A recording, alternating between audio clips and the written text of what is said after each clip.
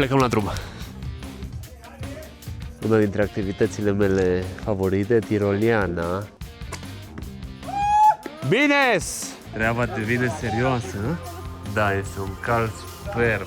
Prieteni, bine ați venit la primul daily vlog de pe canal. Îmi doresc în aceste episoade să vă prezint viața mea și proiectele, modul în care lucrăm cu oamenii dintr-un mod cât mai realist. Fix așa, fără prea multe edituri, ci strict ceea ce facem noi pentru a ajuta oamenii și pentru a ajunge și noi la un stil de viață la care efectiv am visat. Începem în forță aceste sesiuni de daily vloguri pentru că plecăm la Cluj, unde avem un retreat de 4 zile de 1 decembrie cu 90 de oameni și mai exact 75 de adulți și 15 copii. Urmează să vă prezint inclusiv partea de organizare, ce am făcut înainte, cum am reușit să organizez acești 90 de oameni, dar și în următoarele minute o să vedeți activități din cadrul retreat-ului nostru. Sunt convins că o să vă placă și o să înțelegeți cu adevărat ce înseamnă un retreat alături de Dharma Project. Dacă vreți să aflați și partea de marketing, puteți să-mi lăsați în comentarii dacă vă interesează acest subiect și poate o să abordăm inclusiv treaba asta. Cum am reușit totuși să aducem 90 de oameni alături de noi și în partea de comentarii orice întrebări sau curiozități aveți, lăsați acolo, plus despre ce vreți să fie următoarele daily vloguri. Aceasta este Dharma Car-ul, o mașină extraordinară, dar care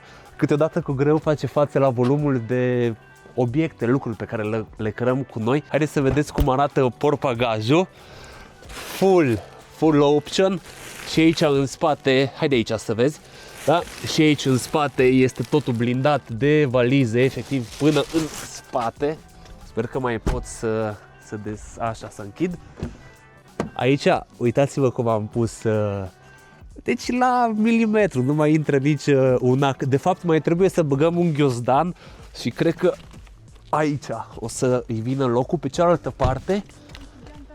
Și geanta ta o să vedem, iubi, unde o băgăm. Uitați cum arată și cealaltă parte. Deci este full option mașina. Mai avem doar loc pentru șofer și pentru soție, da? Aici în partea dreaptă. Și un client și prieten de-al nostru din retreat-uri mi-a trimis costumul de la el de acasă. El locuiește în Anglia și mi-a trimis costumul din România să-i aduc la Wonderland. Acum gândiți-vă ce ar fi zis dacă i-aș fi spus că nu am loc de costumul lui în mașină. N-am putut să-i zic asta pentru că cu siguranță nu m-ar fi crezut. Acum spuneți-mi voi unde pun eu acest costum. Da. Deci nu avem unde. Îl țin în brațe. Îl țin în brațe. Aici nu cred că avem iarăși șanse. Da?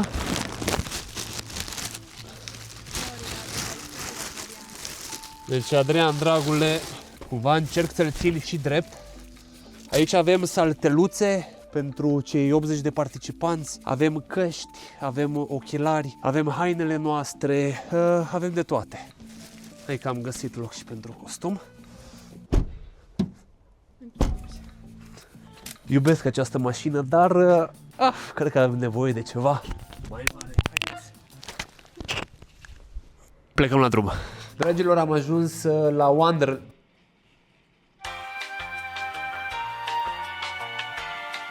Dragilor, am ajuns la Wonderland, o locație care ne este la suflet. De ani de zile suntem la al 5-lea retreat pe care îl organizăm aici. Anul acesta avem record de 90 de participanți. Am ajuns cu bine, chiar dacă o porțiune din autostrada care leagă Timișoara de Coșava este tot timpul aglomerată, după cum puteți vedea, dar am ajuns cu bine. Haideți să vedem un pic de partea de organizare. Avem 90 de oameni. Aici o să vorbim de 75 de adulți, categoric n-am vorbit și cu copii. Până să avem acești 75 de oameni care au venit alături de noi, cred că poate am vorbit cu undeva la 150-180 de oameni care și-au dorit să vină, au vrut să afle detalii, n-au mai putut să vină, n-au mai prins locuri și așa mai departe. Este partea asta de organizare care este destul de în detaliu pentru noi. Tratăm lucrurile astea foarte serios și e extrem de important încă de la început, de când vin oamenii, să știm că toate lucrurile sunt aranjate cât putem noi de bine. Acum imaginați-vă în felul următor. Avem undeva la 45 de camere, ceva de genul ăsta. Avem și camere single și triple și apartament și duble. Eu trebuie să îi pun pe oameni în cameră în funcție de tot felul de criterii și avem în felul următor. Bineînțeles, punem persoanele care se cunosc împreună, punem cuplurile care se cunosc împreună, după care sunt oameni care nu se cunosc și totuși o să împartă camera. Și apoi grupează-i, bineînțeles, fete cu băieți, după care ne uităm, pentru că îi cunoaștem în mare parte pe participanți, dar ei nu se cunosc între ei. Și atunci îi grupăm după vârstă, după asemănări. Mai apoi, cei care sunt fumători îi punem în anumite camere care știu că au balcon. Sunt anumite cerințe. Cei care sunt cu copii să stea în aceeași clădire cu spaul. Partea asta durează câteva ore bune, împărțite pe mai multe zile, pentru că în timp ce construim tabelul cu camerele, ne dăm seama, nu știu, dacă avem anumiți grupuri sau prieteni, încercăm să-i punem pe același etaj sau să aibă camere separate. Oamenii ne scriu în privat, au tot felul de temeri sau de preferințe, așa că facem treaba asta cu maximă atenție și cumva am dezvoltat acest skill organizând atât de multe evenimente, să înțeleg cum sunt oamenii în așa fel atunci când îi grupez, ei să se și potrivească între ei. Cam asta a fost organizarea pe camere, după care am făcut program. Uitați-vă, vă rog, aici cum arată un program la o ediție de Wonderland, împărțit pe zile, pe activități, pe mese, pe grupe, activități la comun, activități pe grupe. Împărțim acești 90 de oameni. Mai întâi luăm copiii și au un program separat, o să vedeți ce fac copii, după care adulții îi împărțim pe grupe. Aici iarăși ținem cont de cupluri, prieteni să fie în aceeași grupă, pentru că avem atât de multe activități într-un timp atât de scurt încât este foarte important ca în același timp să avem 14 oameni la paintball, pentru că acolo avem nevoie de echipe, să avem 14 sau 12 oameni la călărie, pentru că avem un număr de cai și un număr de persoane care să supervizeze această activitate. Avem nevoie de un anumit număr de oameni care să meargă la tiroleană, să nu se stea prea mult la coadă, în același timp să fie suficient echipament. Un anumit număr de oameni trebuie să meargă la tras cu arcul. Din nou să nu fie coadă și în continuu aceste grupe să aibă fiecare alocate câte o oră și jumătate sau poate o oră pe activități, după care să meargă de la un atelier la celălalt, în timp ce cealaltă jumătate din retreat sunt la spa. Așa că să organizăm toată treaba asta și să gândim fiecare detaliu, într-adevăr, ocupă foarte mult timp. Suntem la a 5-a ediție, avem o foarte bună colaborare cu cei de la Wonderland, avem experiență, oamenii sunt foarte fericiți la final, dar tocmai ca să ajungem la acest rezultat în care ei sunt atât de fericiți, se întâmplă multe lucruri în spate, de care bineînțeles ei nu știu și nici nu este treaba lor să știe. Ei vin alături de noi, au încredere în noi și atunci noi facem tot ce ține de noi pentru a optimiza experiența. După care avem cine festive. Fiecare trebuie să spună ce mâncare își alege. Cum vedeți în această poză, avem pentru cina festivă, fiecare persoană trebuie să-și completeze cu dorința proprie. Bineînțeles, pe lângă această cină festivă avem și bufet. O să vă tot arătăm cum arată mesele la Wonderland. Deci cam asta este partea de activitate, după care încep activitățile propriu-zise. În ce sală facem antrenamentul, sportul, da? În ce sală facem constelațiile, câte scaune avem nevoie puse într-un anumit fel, după care avem respirația. Pregătim 70 de salteluțe, pături, ochelari, oameni care să aibă grijă de oamenii care respiră, da? Și aici sunt colegii noștri, facilitatori. Un astfel de retreat cu atât de mulți oameni necesită enorm de multă organizare până să înceapă, după care, bineînțeles, și aici la fața locului intrăm în detaliu și deja șlefuim produsul. Cam asta este în mare partea de organizare. Să-mi spuneți cum vi se pare, greu, ușor, interesant, plictisitor, challenging. Mie îmi place pentru că mă provoacă să optimizez experiența și vreau ca la final de experiență oamenii să zică: băi, a fost grozav, faceți o treabă bună, că eu să pot pleca liniștit acasă știindu-i pe ei că pleacă fericiți și liniștiți pentru ceea ce au trăit alături de noi. Cam asta a fost partea de organizare în mare parte. Pe rând, de la ora 10, chiar de la ora 9 am avut persoane care au venit până diseară la ora 6, oamenii o să tot vină și o să-i cazăm în camere. Din nou aici pe camere, cei care nu se cunosc să aibă patru twin. Cuplurile, bineînțeles, matrimoniale, dacă au și copil, să luăm camerele care au pat suplimentar, nebunie. Cam asta a fost partea de organizare, nu știu dacă v-am plictisit sau nu, dar aș vrea să înțelegeți și prin perspectiva noastră ce facem aici în spate. Haideți să mergem mai departe. Dragilor, așa se vede Wonderland-ul de sus, de la noi de pe terasă. Vara încă nu am ajuns de când s-a dat drumul la noua piscină. Uitați-vă cât este de superb și de mare. Acolo este una dintre locații unde avem jumătate din cazați. Cealaltă parte este aici, plus și în această locație. Deci oamenii sunt împărțiți pe 3 cazări. Acolo sunt activitățile pentru copii în acel castel. Uitați-vă cât este de frumos. Acolo avem terenul de fotbal. Majoritatea activităților o să fie în această zonă și focul de tabără o să fie acolo. Acești oameni, nu vă puteți imagina cât este de frumos și de mare la Wonderland. Tot ce vedeți aici în spate este tot al lor. Drumețiile, activitățile călare, dacă o să ne permită vremea, o să le facem prin pădure. Toată pădurea din spate este a lor. Suntem de 5 ani aici și locul ăsta a crescut efectiv sub ochii noștri. Așa că felicitări Wonderland, felicitări Darius. Iar acolo este cel mai mare parc de aventură verticală din lume.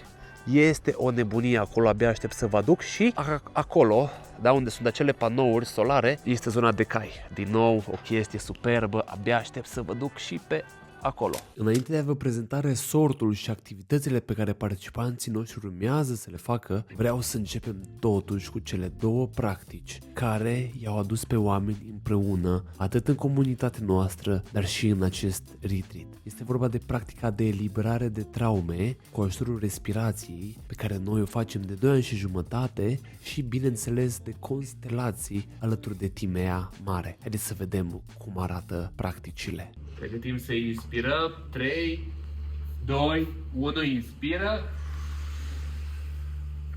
și expiră. Inspiră și expiră normal.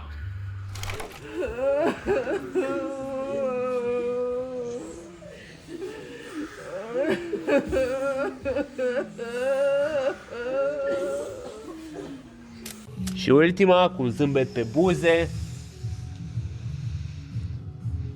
Inspiră, conștientizează cât de frumoasă este viața, cât de norocos ești, câte daruri ai primit. 3, 2, 1, expiră.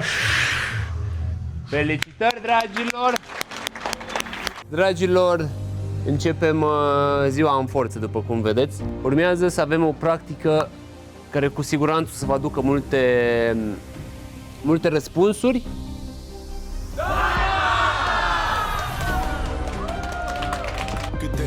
Ar fi să știm să oferim mai mult ceea ce dăruim, să nu fie cu împrumut, să ascultăm mai mult, să știm și ce nu am știut și să ne vindecăm de tot ceea ce ne-a durut. Cât de frumos ar fi ca iubirea să fie priză și să ne îndrăgostim fără a exista vreo miză, să știm să acceptăm când doi e ochii și remiză, să ne intrăm în suflet fără viză.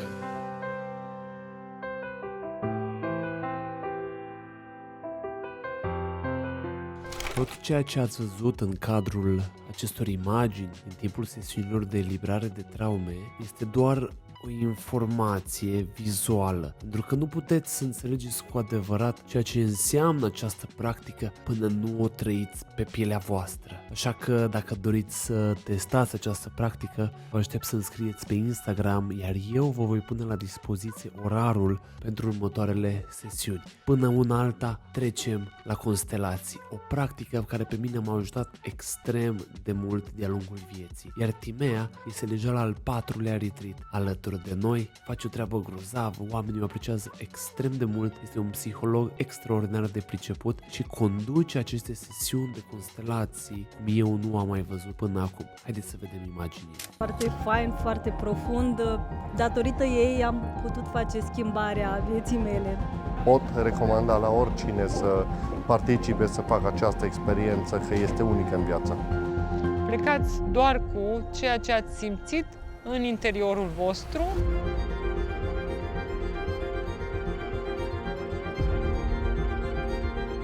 Foarte important în lucru de grup să ne susținem unii pe alții și mai ales în această practică am constatat că pe cât de mulți suntem, pe atât de mișto e energia.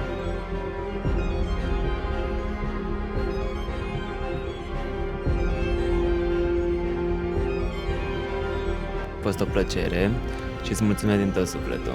Vreau să-ți mulțumesc că ai facilitat totul cu o maestrie și o lejeritate minunată. Am ajuns să înțeleg unele lucruri, unele aspecte importante din viața mea și cumva s-a creat așa o pace interioară. Mulțumesc mult! Și vreau să fac o apreciere asupra Timei, cu câtă lejeritate s-a întâmplat, s-a gestionat atâta lume aici și mi s-a părut wow! Voi ați rezistat eroic și vă super mulțumesc, în primul rând pentru susținerea pe care v-ați acordat-o unii altora. Primul strat, da? După care următorii iarăși să plecați deodată. Următorii să plecați în același timp. Tocmai ca să fie un pic de armonie, pentru că suntem mulți și să nu ne ciocnim pe aici. Joc de gleznă, vamonos primii! Următorii! Haide! 2, 1, rămâi! Mai mult ne distrăm la antrenament decât muncim. Train hard, no pause, go scarred. Stand tall, no fear, break walls. They said wait till you're ready, I said ready is a lie. Time don't check your feelings, it just leaves you behind. I've failed, I've cracked, I've broken, still showed up, still outspoken. They dream asleep, I dream in sweat. Ain't met my best version yet. Live now. Train hard. În timp ce te vizualizezi de sus, să facem o mică plimbare. Partea cea mai grea a trecut. Avem o zi fantastică în față.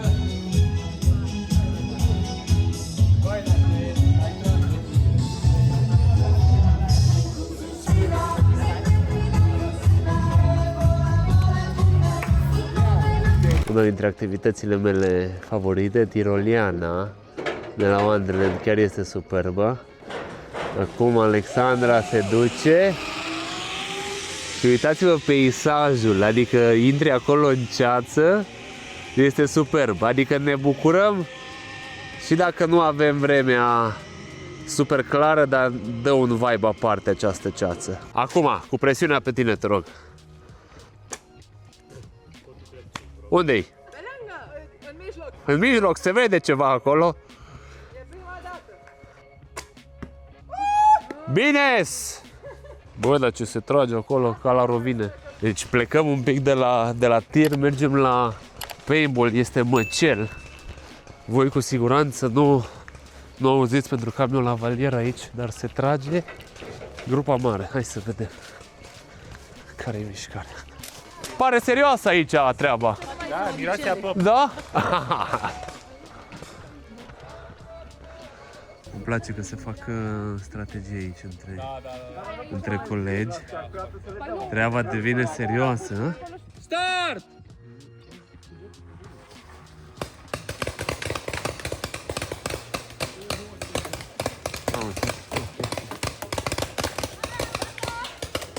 Stop!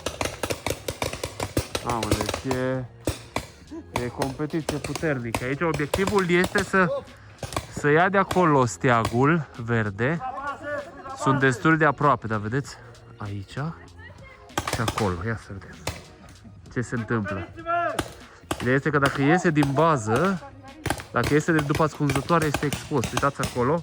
Gata, mort. Haide! Nu lăsa, nu lăsa, nu lăsa! Salut!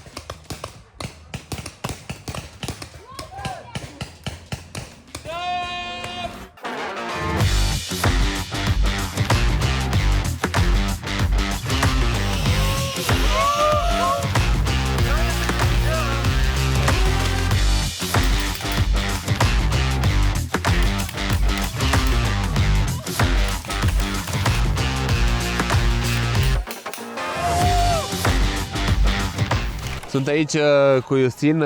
Justin, după cum vedeți, are scule mai puternice ca ale mele. Justin este și profesionist. Eu sunt amator. Justin vine alături de noi în retreat pentru că face o treabă grozavă.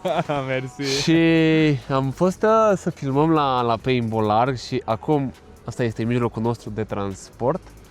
Mergem la Căluț să vedem care e treaba pe acolo, să vedem pe unde mai sunt oamenii.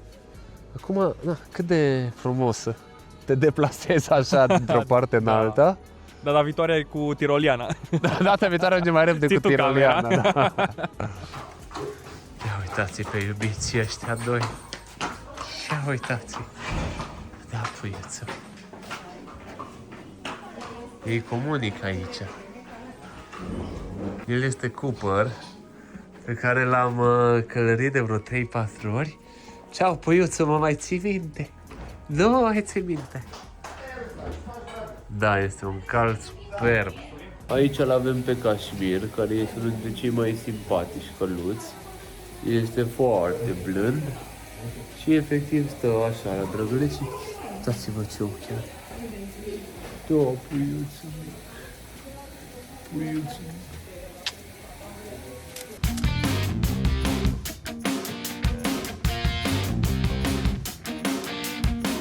Pentru că avem și copii în retreat-ul nostru, avem și activități speciale pentru ei, mergem la castel. Vamonos!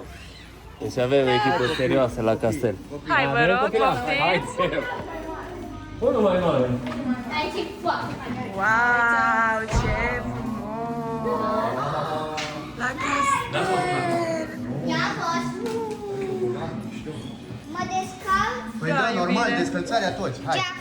Dacă îți dau telefonul, te duci cu telefonul. Ia, predăm legătura. Hai. Hai să te văd. Ți-e bine, da? Încerc.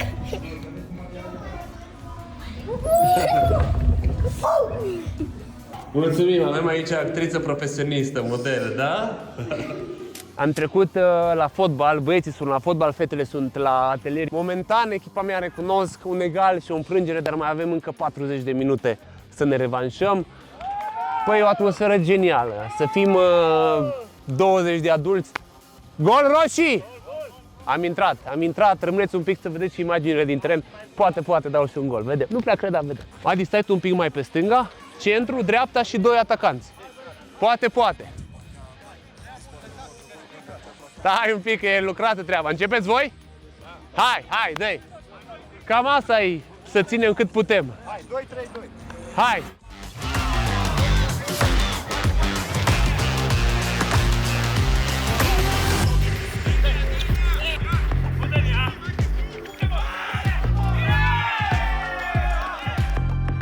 Pe lângă faptul că avem o grămadă de activități disponibile în acest resort și terenuri și săli și tot ce vă puteți imagina voi, un spa grozav, vreau să vă spun că și mâncarea de aici este extraordinară. Sejurul nostru este sub formă de bufet, așa că atât micul dejun cât și prânzul, dar și cina sunt la dispoziția participanților noștri. Diversitate extraordinară, mâncarea arată grozav și este extraordinar de bună. Mi-am propus să filmez mai mult din partea de mâncare, dar tot timpul mă pierdeam în fața preparatelor sau începeam să vorbesc cu oamenii și efectiv uitam de acest lucru, dar vă garantez, mâncarea de la Wonderland pentru mine este cea mai bună mâncare pe care eu am mâncat-o la un hotel de tip bufet suedez. Retreat-ul nostru totuși a avut tematica să petrecem ziua națională împreună, așa că duminică, în ultima seară, am avut și o super petrecere și aici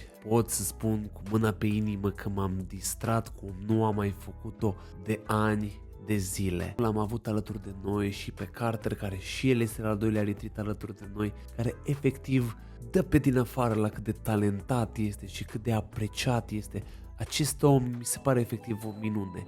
Este designer, este dansator, este și un șef extraordinar de bun. E plin de talentă băiatul ăsta și are un vibe extraordinar, tot timpul ne ridică energia când suntem în preajma lui. Și bineînțeles Cătălin, DJ-ul nostru din acest retreat, care este la prima experiență alături de noi și îmi doresc enorm revine pentru că a făcut o treabă extraordinară. M-am simțit grozav cu el la meditații, la antrenament și mai ales toată lumea s-a super bucurat de muzica lui la petrecere. Iar în final vreau să vi-l prezint pe Tsu, care este un artist extraordinar și face parte din familia Dharma Project de anul trecut, chiar de la retreat-ul de la Wonderland din 2024, de când muzica lui din acel moment face parte din meditațiile noastre. Tsu, nu am decât să-ți mulțumesc pentru toate emoțiile pe care le transmiți, pentru bunătatea ta, pentru faptul că ești un om pe cât de mare, pe atât de blând și de sensibil, pe cât de puternic, pe atât de amuzant.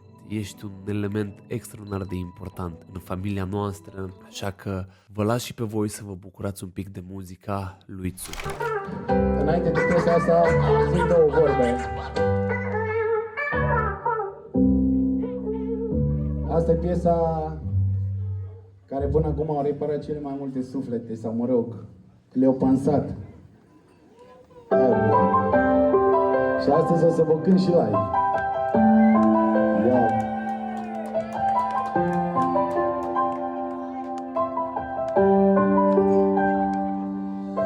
Cât de frumos ar fi să trăim viața fără frici, să alergăm după vise de parcă am fi copii mei, să nu mai vedem oameni atât de mulți inamici, să lăsăm trecut viitor, să ne bucurăm de aici. Cât de frumos ar fi să știm cum să îmbrățișăm, să luăm pensul în mâini și viața să ne o pictăm, punem piesa preferată pe repeat să o dansăm, pentru tot ce-am făcut vreau să ne iertăm.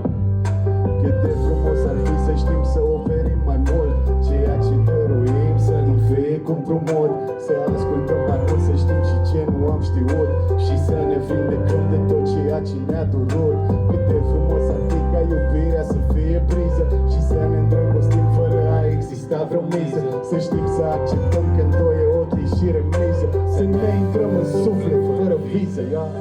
Cât de frumos ar fi să știm că azi totul, că viața nu-i despre ce-a fost, nici ceva pe ei, să nu mai alergăm și să oprim puțin robotul, că totul trece, parcă ieri eram copii.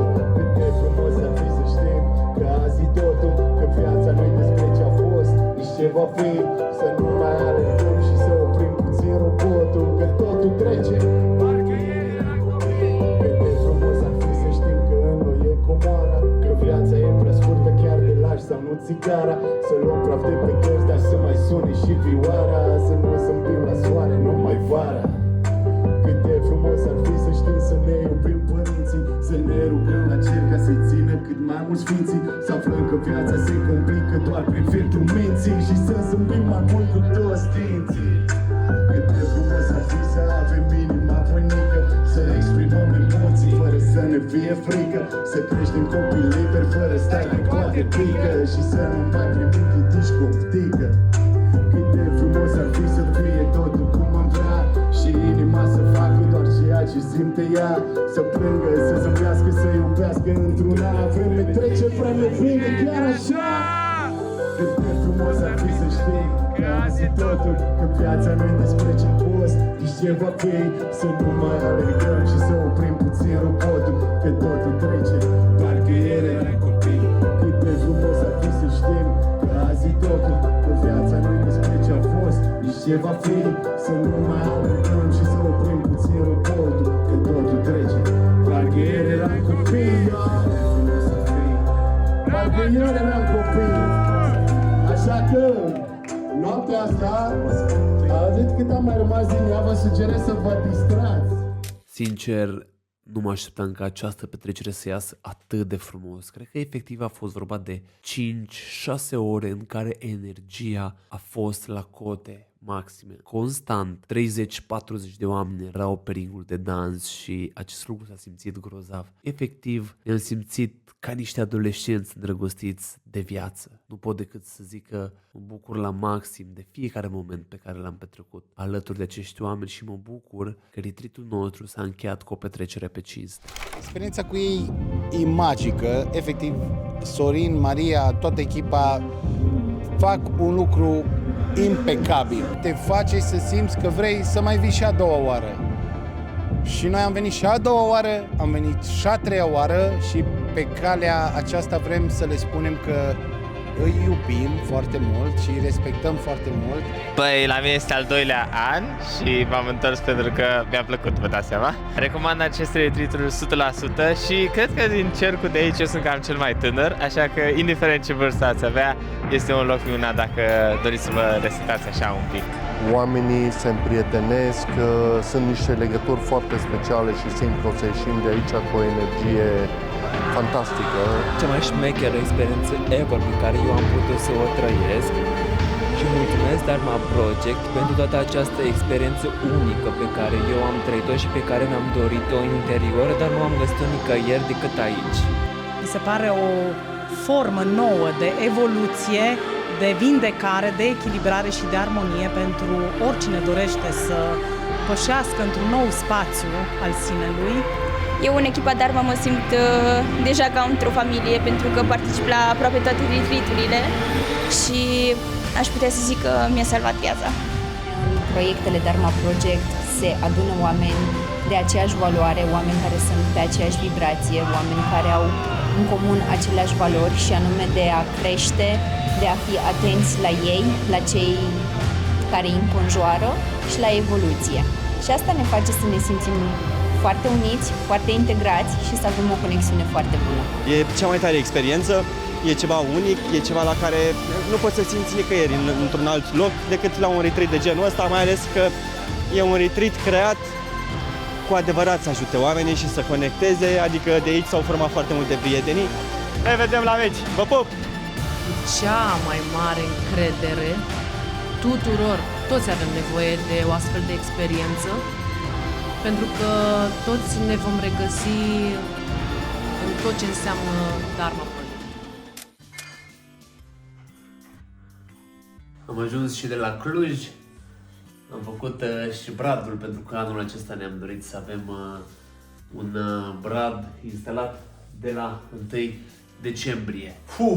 Ați văzut imaginile și sper că v-au plăcut. Dar vreau să vă spun că ceea ce am trăit noi alături de acești oameni nu poate fi descris în imagini și nici măcar în cuvinte. Oricât de mult aș vrea și aș încerca eu. E efectiv greu. Vă zic sincer, este greu să descriu în cuvinte toată iubirea pe care am trăit acolo, toată veselia, toată conexiunea umană, toate activitățile. Momentele în care nu mai aveai nevoie de nimic pentru că totul se întâmpla pentru tine. Momentele în care râdeai cu gura până la urechi, momentele în care plângeai, te descărcai, te eliberai, momentele în care jucai fotbal sau călăreai. Retreat-ul acesta, chiar dacă a fost cu 90 de oameni, recunosc că m-am rugat să nu avem dificultăți tocmai din acest punct de vedere că suntem prea mulți oameni. Și nu am mai avut la niciun retreat 15 copii, dar cu adulții a fost totul extraordinar. Ne-a dat Dumnezeu niște oameni atât de faini, atât de frumoși, atât de deschiși, oameni care înțeleg acest proces de evoluție și respectă regulile pe care noi le trasăm la început de retreat. Și când zic reguli, vreau să înțelegeți că aceste reguli spun în felul următor. Vreau să fii politicos, zâmbitor, vreau să faci complimente, vreau să fii bun, nu vreau să bârfești, vreau să scoți la suprafață cea mai bună, jucăușă și frumoasă versiunea ta. Cam așa arată regulile într-un rezumat. Iar legat de copii, sincer, nu mă așteptam ca copiii să aducă atât de multă valoare retreat-urilor, pentru că copiii îmbrățișau adulții, îți ofereau iubire, bineînțeles, acea iubire necondiționată, acea privire fără de păcat sau de greșeală, doar bucuria și jocul. Așa că și copiii și adulții au fost extraordinari. Acesta a fost primul meu vlog. Aștept în comentarii părerea voastră. Cum vi s-a părut acest vlog? Ce ați vrea să vedeți în continuare pe canalul meu? Poate mai multe vloguri, mai multe videouri care să vă inspire, mai multe respirații, meditații. Atât eu cât și Maria suntem la dispoziția voastră pe acest canal și dacă tot ai ajuns până în acest moment, aș aprecia tare mult dacă ai da un like și subscribe acestui canal. Vă îmbrățișez și o lună decembrie minunată să aveți!